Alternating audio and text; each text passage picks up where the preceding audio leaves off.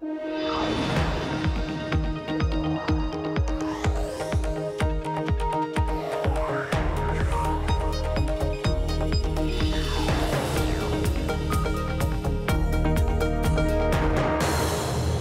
Emily Chang, and this is Bloomberg Technology. Coming up, online shopping supremacy takes center stage. Alibaba Singles Day clocked $8.6 billion in just an hour. How China's one-day shopping bonanza stacks up against America's. Plus, lip syncing with a touch of AI. Short-form video platform Musical.ly has agreed to a merger with ByteDance. How the tie-up in China's tech sector opens up markets around the world. And another dent in Uber's London operation. What a judge's decision in favor of drivers means for the startup's second largest market and the broader gig economy. But first, to our lead. Alibaba Singles Day is underway. The 24-hour bonanza racking up $12 billion in sales or gross merchandise volume just in the first 2 hours. Analysts expect another record for China's biggest shopping bonanza, which dwarfs U.S. events like Black Friday and Cyber Monday. Shoppers from at least 192 countries and regions swarmed the e-commerce giant, and cloud-based servers could process up to 175,000 transactions per second during peak activity. Bloomberg's Selena Wang spoke with Alibaba President Mike Evans and asked him about boosting efficiency this year. Well, this year's Singles Day is boosting efficiency by implementing a whole lot of new technologies and capabilities as part of our new retail strategy. So the mom and pop stores that you just referred to are very small stores that have typically only had access and capability in a very small local market. Today, with the benefit of technology and digitalization, we are significantly expanding their capabilities to sell their products to a much larger group of consumers. Now, Alibaba had invested billions into offline retail like grocery stores and department stores several years before Whole Foods announced its Amazon announced its acquisition of Whole Foods. So is China ahead of the U.S. when it comes to merging offline and online retail?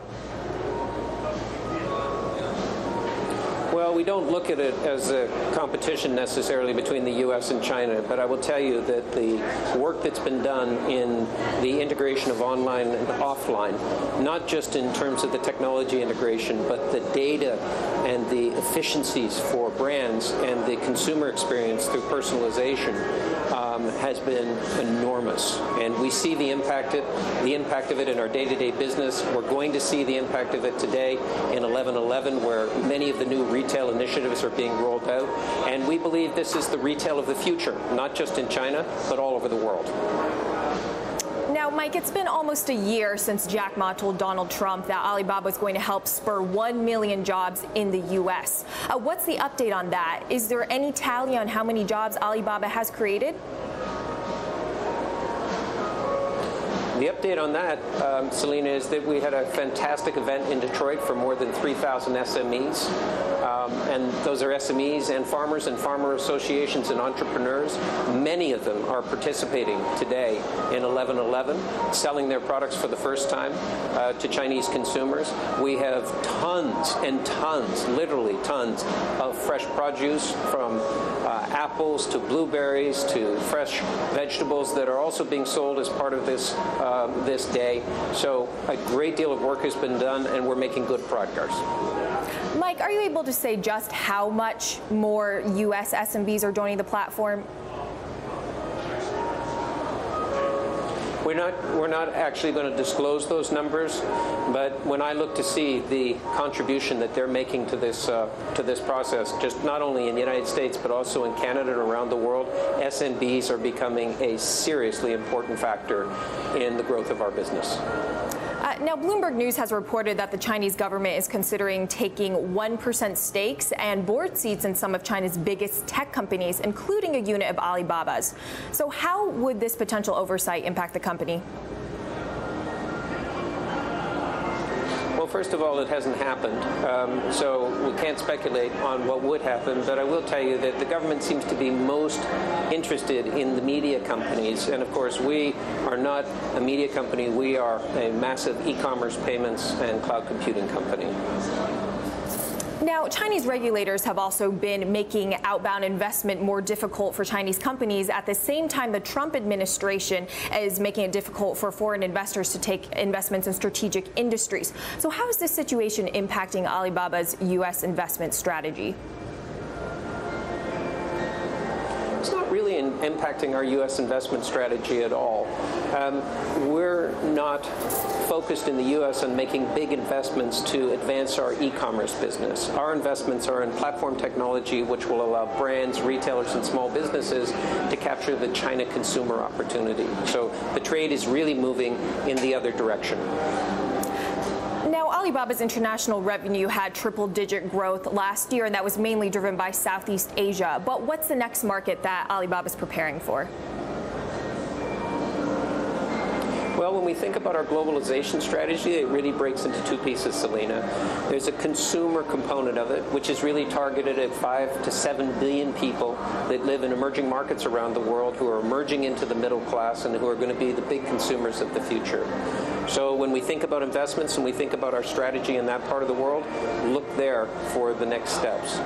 On the product side, most of the best products, highest quality products in the world come from the developed markets of the world. So our partnerships and our associations and the work that we do with retailers and brands and small businesses will be providing great products to those consumers.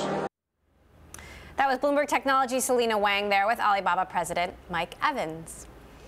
Well, in a new company twist that pits Jack Dorsey against himself, Square has surpassed Twitter in market value for the first time. Dorsey is CEO and chairman of Square. He's also the chief executive at Twitter and co-founded both companies. Shares of the payments player Square have almost tripled this year, driving value more than $15 billion. Twitter shares have lost about a quarter of their value over the last 2 years. Coming up, Alibaba is enlisting high-tech solutions in old-school brick-and-mortar stores. How moving the online experience into the offline world will be the future of retail. And Bloomberg Technology is live streaming on Twitter. Check us out at Bloomberg Tech TV weekdays at 5 p.m. in New York and 2 p.m. in San Francisco. This is Bloomberg.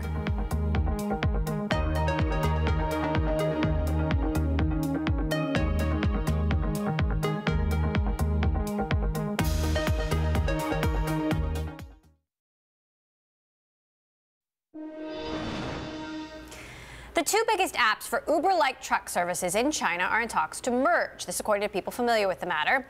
The company's Truck Alliance and Yunmanman have had a frosty relationship in the past, with the companies trading accusations about harassment that have even prompted police investigations. A merger would be the latest example of Chinese tech startups getting together. Didi Chuxing was formed after local rivals united, and the company ultimately ousted Uber from China. Well, Alibaba Singles Day is well underway, but there's already growing concern that consumers could be facing fatigue from the annual 24-hour online flash sale. To combat this, Alibaba is testing dozens of futurist pop-up stores across China, building on the idea of, quote, new retail. Still with us, Bob O'Donnell, president of Technalysis, joining us now, and Hans Tung, managing partner of GGV Capital in Las Vegas. Hans, I want to start with you. You were an early investor in Alibaba. Obviously, you've seen Alibaba grow by leaps and bounds. Singles Day grow incredibly over the years. But are you seeing any signs of Singles Day fatigue? No, we're not. GGV has been fortunate to be investing in Alibaba since 2003.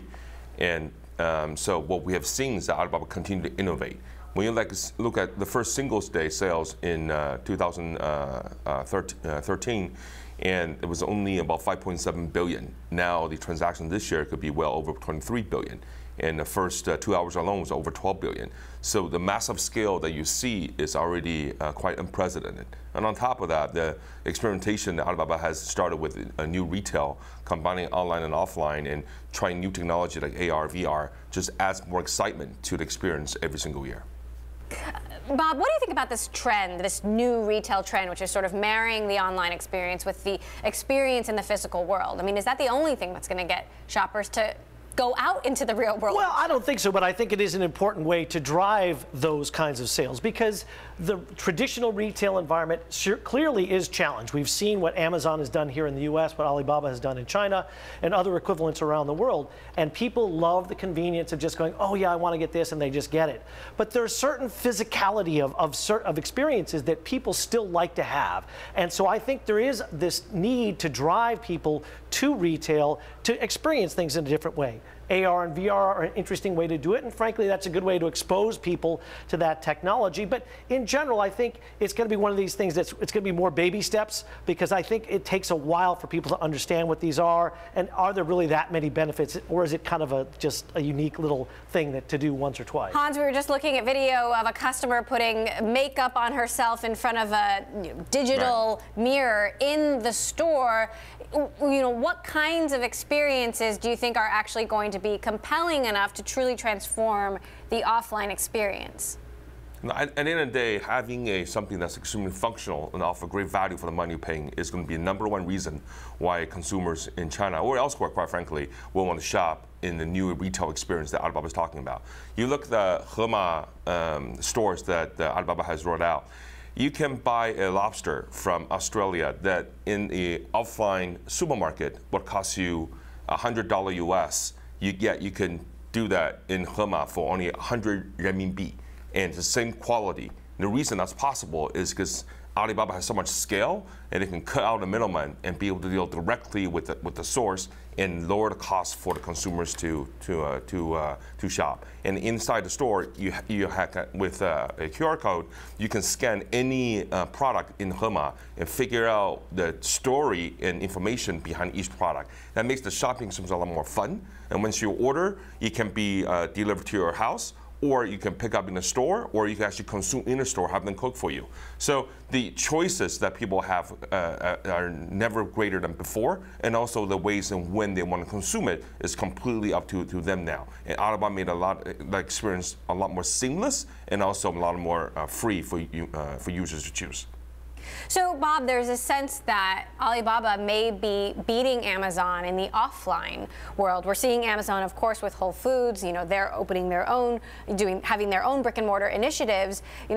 Do you think that Alibaba is ahead in that respect? Well, they're willing to experiment. I mean, in general, what you see in China is a lot more experimentation with different types of models of retail. The notion of QR codes, of course, has never really caught on here in the U.S., and the ability to interact with things. And people in the U.S. wouldn't go to a store like that and expect to buy a lobster, right? We just wouldn't do that. It's just a totally different kind of a cultural difference. But we have to think about the fact that, each company has to react to the environment that they're in, and they're going to do these things. I think Amazon clearly does recognize that they do need to have a physical presence, not only obviously with bookstores, ironically, but of course with Whole Foods and these other kinds of brick and mortar stores, because again, there is that physical experience, and people still do want to go out on certain occasions and go shopping, and that's, I don't think, is ever going to go away. Hans, how would you compare Alibaba Singles Day to Prime Day and the initiatives that Amazon has? Look at the Amazon Go example. It is an extremely interesting idea. You don't need to scan anything. You walk in the store, and with a digital camera, you will be able to tell who you are. But it's a limitation to the technology today. It's hard to fit more than 20 people at the same time. And China, in the meantime, use something as simple as QR code and enable a lot more millions and hundreds of million people to have access to services that's just not possible before.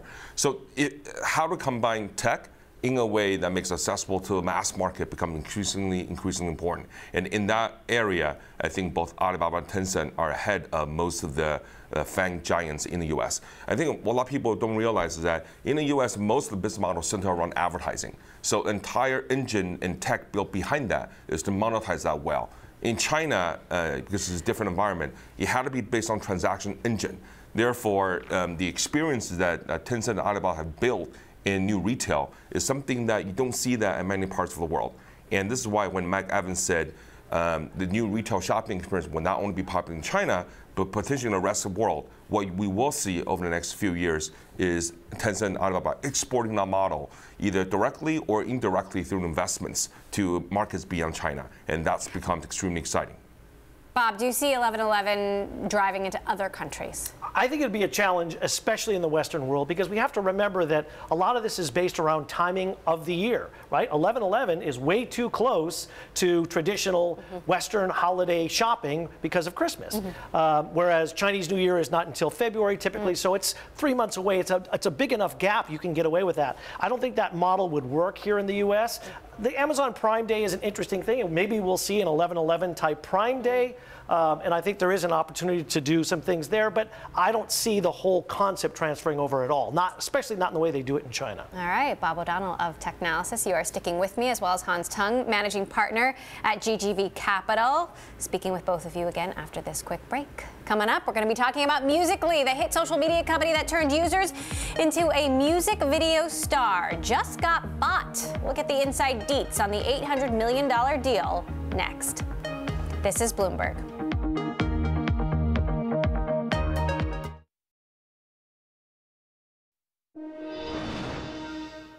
Facebook has set its sights on Yelp. The company relaunched its standalone events app as Facebook Local. It combines events and permanent places to a single search engine powered by the social network's 70 million business pages. Now, this isn't the first time Facebook has tried to imitate the success of other platforms. It created Facebook at Work, which was meant to mirror Slack, and they created Marketplace, which is a Craigslist-like service. Some deal making in China. ByteDance has acquired the buzzy teen social video app Musical.ly for about $800 million, according to people familiar with the deal. The acquisition represents the biggest venture abroad thus far for the Chinese startup, valued at $20 billion. ByteDance is best known for a mobile news app called Toutiao, which has 120 million readers and viewers. That pairs well with Musical.ly's 100 million users, which has been increasingly popular among American teens since 2016. Still with us, Bob O'Donnell, president of Technalysis, and Hans Tung, managing partner at GGV Capital and an early investor in Musical.ly. So Hans, this is good news for you. Talk about the motivation behind the deal. Well, as you know, I'm a board member of Musical.ly. GGV, we co-led Series B and Series C in Musical.ly. While I cannot comment on the price or structure of the deal, and after all, the deal is just signed, it's not closed yet. I think the synergy between the two companies are very interesting. Toutiao put out a press release in English about 12 hours ago, and it clearly indicated that Musical.ly as the first Chinese team to build a mainstream app that's well accepted in the US and Europe and the Western world. And then Toutiao has the strong AI-powered algorithm and recommendation engine, and also monetization capability on top of that, and the strong presence in China and elsewhere in Southeast Asia, make it a very natural fit, both from a product capability standpoint as well as geographic fit. So I think the two together we will be able to build a very interesting platform for global expansion. The founder of Musical.ly was in our studio about a year ago, and we shot a fun little Musical.ly ourselves.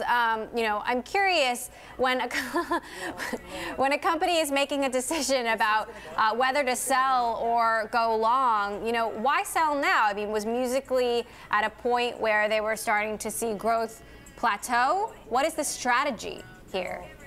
For Musical.ly, it has got a lot of inbound interest from strategic over the last 12 months. And it is among the fastest social networking app, be able to go from 0 to over 200 million in registered users, 60 million in daily actives around the world in the span of 3 years. So that growth is incredible. As with any fast growth, there will be areas where you could get more help on. And I think on monetization, on technology, on AI-based algorithm, these are strengths of Toutiao that I think the founders, quite frankly, just like each other and then see that they could work well with each other, so that if there is a deal and the deal gets closed, it could be quite synergistic. It's interesting, Bob. This is one of the first, Chinese apps that has had huge success here in the U.S. At the same time, we saw Tencent taking a 12% stake in Snap, an American company. Well, I mean, a couple of interesting things about this Musical.ly deal. Let's not forget that they did try to launch this service in China, and it didn't do very well. So you do wonder, how can this really transfer to other places? The other thing is, I respect the technology discussion and all the capabilities there, but fundamentally we have to think about the audience. And I did a little bit of research myself. I have a 20-year-old daughter in college, and I asked her about Musical.ly from her perspective. And she's like, well, it's really just a tweens kind of a thing, and you grow out of it pretty quickly. And the concern is, how do you drive a business around that? I mean, technology aside, all the other things aside, fundamentally, if people stop caring about it, then you've got this challenge. Look at the challenges that Snapchat is having already. This, to me, seems even more specialized than that. I think that's a real serious question mark. Hans, your response? I think Musical.ly founded a great audience that was pre-Snap, that had a lot of traction. And over the course of the next year or two, they will continue to refine the product. They had a revamp that came out in August that diversified the content format, diversified the sort of user base, and I think would be very interesting to see how to continue to evolve. And Musical.ly is quite popular not only in the US, but also in Europe, Latin America, and even Southeast Asia. We see users from India using the app as well. So the social networking experience, I think, could be transcendent beyond just geography boundaries. So sure, you're going to have users who will play with it and decide they're not staying on top of it anymore, but they're also going to have new users who will come, and the experience they will get will be different than the experience that users have 6 months or 12 months ago. So I think there's still a lot of growth for both Snap and even Musical.ly, but the product needs to evolve. Okay, Hans Tung there, managing partner at GGV Capital. Hans, as always, great to have you here on the show. Bob O'Donnell of Technalysis, you're sticking with me. All right, coming up, why Broadcom's making a push to become the biggest chip maker in the world. Up next, we discuss how it plans to be inside all of your digital devices. And if you like Bloomberg News, you can check us out on the radio, listen on the Bloomberg Radio app, Bloomberg.com, and in the U.S. on SiriusXM. This is Bloomberg.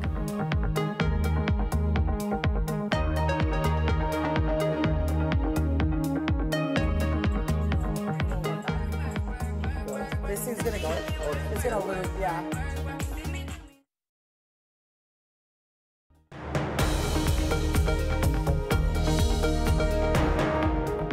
This is Bloomberg Technology. I'm Emily Chang. In what was a busy week in tech, the biggest story was arguably what could be the biggest tech M&A deal ever. Broadcom's $130 billion bid to buy Qualcomm. The deal would make the resulting company the largest chip maker in the world and potentially put Broadcom into every device on Earth. To discuss this and other top headlines in tech this week, I sat down with Bloomberg's Brad Stone and Mark Gurman. This is an earthquake in chip land if it happens. You probably have the third largest chip maker in the world after Intel and Samsung.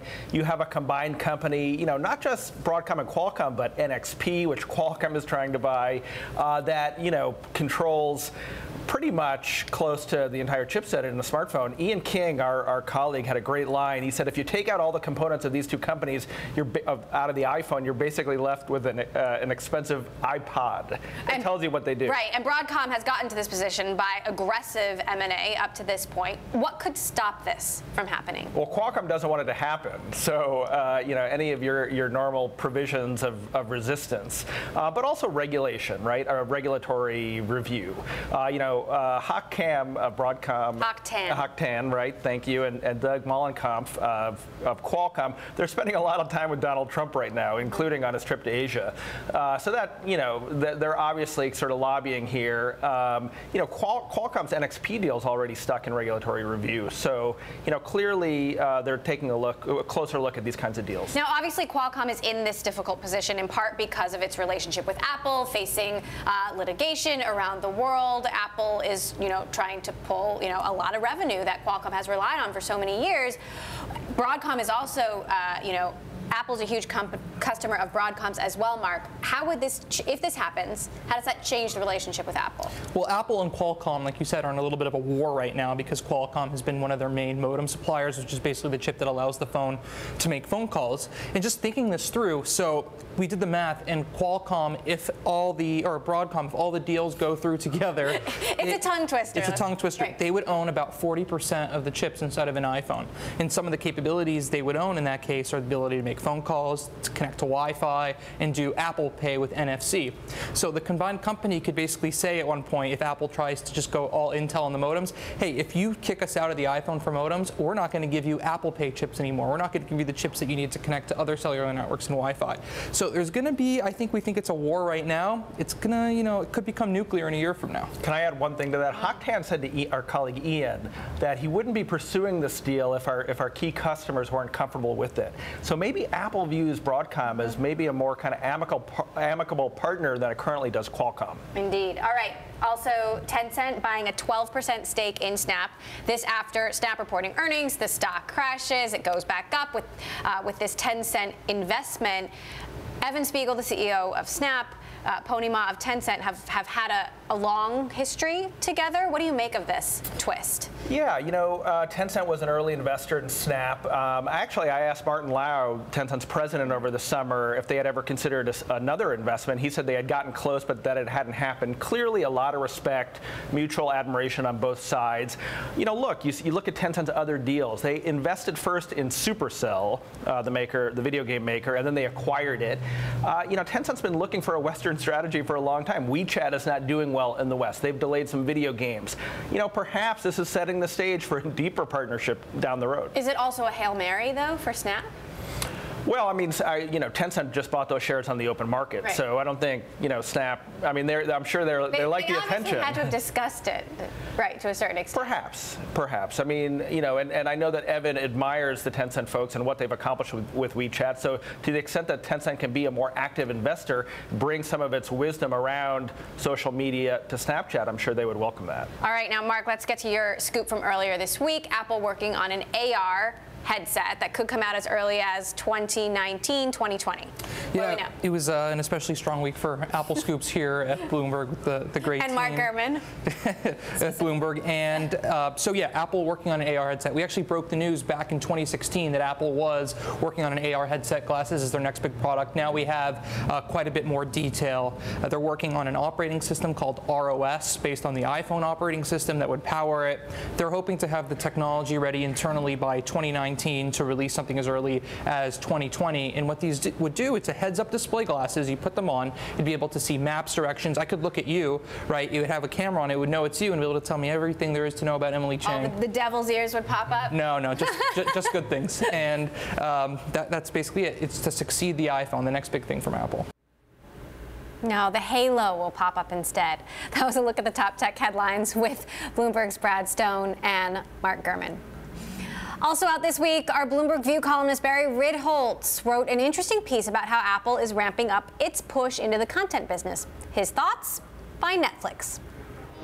When Apple first got into the content business on the music side, the music industry was flailing. There were illegal downloads. There wasn't a legitimate way to sell digital content, at least not smoothly, cleanly, friction-free. iTunes provided that, and so there was a really good match. Apple has discovered, moving into the video content side, it's a much more challenging game. Yeah. And they need video content for things like iPads and iTunes, and they want to participate in the service and fee-based side because that's become a growing business for them, and they're very much lagging behind other players like Roku, and on the content side, Amazon and Netflix, and they're finding yeah, they have a couple of wins, a couple of new original content pieces here, but they're not seeing the same leverage with the film and television industry that they saw with the music industry. Feels like they've been negotiating with these content providers forever now, Julia. Yeah, it does. And I just wonder if you compare the amount of money that they're investing. If you look at the likes of Amazon, of Netflix, it's several $1 billion, where if you look at what Apple is spending now, it's $1 billion. I'm not sure we can gauge what their real commitment is here. And yes, they've hired in Sony executives, I believe, to run this. But our sense from Bloomberg reporting certainly is that Tim Cook is all over this. Like, he's very careful about what content he puts on. So I'm just not sure where I see the content synergies in particular with Netflix. So here's, well, the content synergies are such that It's an instant set of executives with deep ties to the industry, not just from one or two studios. He's so critical of the content that even he's providing. Would he want this massive library that he can't control, I guess? Yeah, but if you want to be in this, look at the music side. You can't control all the stuff that's out there. Same with podcasts. You can't. Apple is the company that basically brought podcasting to the masses. You can't control all the stuff that's out there. So if you want to be in the content business, you have to embrace this. With Netflix, not only do you get a deep bench of executives, but you get that whole back-end infrastructure, the whole cloud infrastructure for streaming and providing that, which, let's be honest, Apple had a lead at one point in that space, and it appears that everybody else has leapfrogged them. Not just Netflix, but Amazon is the 800-pound gorilla here. And I think the big concern is not, can Apple compete with Netflix, but can Apple compete with Amazon? A few years ago, Amazon was number 13 in video. They moved up to 6. They're number 3 now. They have, Jeff Bezos is fairly unstoppable. And I don't think Tim Cook and Apple by themselves is really able to compete with Amazon in the streaming video space. That was Bloomberg View columnist Barry Ritholtz. Coming up, Uber suffers another blow to its London operations, and this time its latest legal loss could affect the gig economy worldwide. That's next. And this weekend on Bloomberg TV, we'll bring you our best interviews from the week, including tech titan Steve Ballmer, former CEO of Microsoft and co-founder of the Ballmer Group. Tune in this Saturday for the best of Bloomberg technology. This is Bloomberg.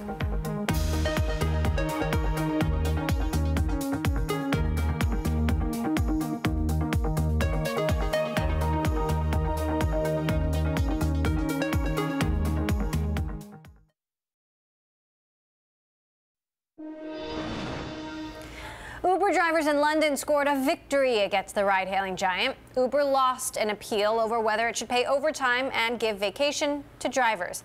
The case, brought by 2 drivers, was the first against the company in Britain.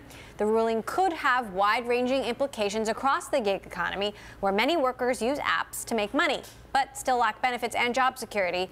Now, Uber says the ruling was based on incorrect evidence and that it will appeal to higher courts. Joining me now to discuss, Gabe Klein, former head of transportation for both Washington, D.C. and Chicago. He was also just named a strategic advisor to the dockless ride-sharing company called Spin. Bob O'Donnell of Technalysis still with me here in the studio. So, Gabe, first of all, let's start with this ruling in London. How big a blow is this to Uber? Well, you know, it depends on if you're talking about worldwide or Europe, but obviously in Europe it's a big deal. I mean, London was sort of this this shining star for them, where the rest of Europe had fallen apart, and London was their biggest operation. And now you have the government saying, look, you know, not only had we, you know, shut you down a few weeks ago, I mean, they're still operating on appeal for safety, but now long term you can't classify your workers as gig workers, and this is a huge deal for them. I don't know if they're going to be able to operate in London, and then there's a case pending with the EU right now that we should hear by the end of the year on the same issue, which does not look good now. So Uber has faced similar issues here in the United States so far, has averted those issues. But do you, Gabe, and by the way, I should say that you are an investor in Lyft, do you think that we'll see similar issues happening around the world, and will this affect Lyft as well? Well, let's hope not. I mean, you know, you look at the U.S. versus Europe, we're pretty different. I also think that you have a lot of full-time people driving in Europe, whereas here, you know, at least the numbers I saw about a year ago, the average driver for Lyft, for instance, was 15 hours a week, and 83% of their drivers at the time were also driving for another service, probably Uber. And so, you know, we have to remember there's a whole supply side here. There are people that actually count on this as their supplemental living, and I don't think we want to discount that. Now, I think that we do need to perhaps look at a third type of employment for people that are working full-time or close to full-time in the gig economy here in the United States, particularly because we don't have the safety net they have in Europe. We don't have free health care and things of that nature. But because of the competition we have here, I think it's quite a bit different than what was going on in London. Bob, what do you see this as a precursor of Well, I think it's a big challenge, and I agree with Gabe. I mean, I think especially in Europe, this is a very bad sign in general, and I think that it's going to raise some serious questions.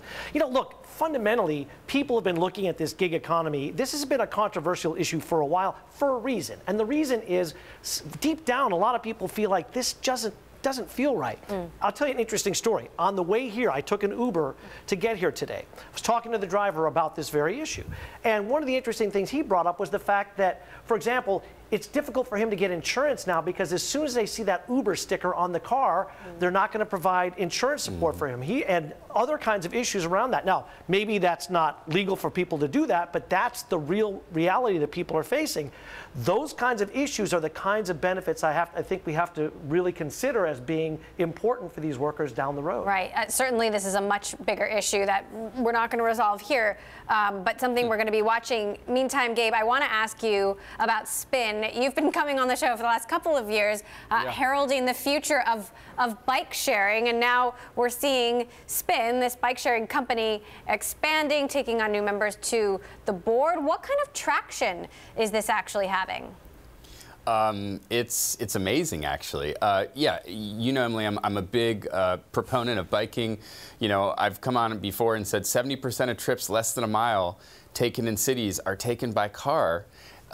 You know, we have an obesity problem. There's a lot of things we can do, relieve congestion, make our air cleaner, and make people healthier by getting them on bikes. And I started the bike share system here in DC and in Chicago. But what I'm excited about with this dockless type of system is you're seeing people get on bikes that never did before.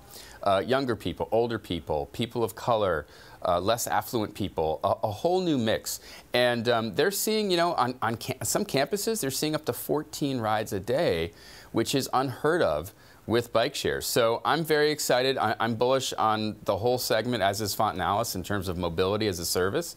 And I think this dockless bike share is, it's low capital investment, it's high return. Cities don't have to put up a lot of money or any money. And I think you're going to see it expand like wildfire. What kind of return, quickly, are we talking about? I mean, what are the numbers here? What kind of return? I mean, you know, Uber drivers don't make that much money in the first place, so I'm just curious, how much do you get off a single bike ride? Well, a bike ride is $1, right? But the thing is, the CapEx is low, and if you get 3 or 4 people riding a day, and we've seen up to 14 people riding a day, you know, that's quite a bit of cash flow and operating income. You know, after a few months, you've paid for the bike, and then you're, you know, cash flow positive, and you're off to the races. So I think it's very exciting. And one last thing, we're not just talking about big cities. There are 300 cities with 100,000 or more people in the United States, and it's easier to launch a service like this in these secondary and tertiary markets. All right, we will be watching. Gabe Klein, former transportation chief in D.C. and Chicago, now strategic advisor at Spin. Thanks so much for joining us. Bob O'Donnell of Technalysis, you're sticking with me. Okay, coming up, a wake-up call as the DOJ starts cracking down on mega mergers. What this could mean for other major media deals on the table next. This is Bloomberg.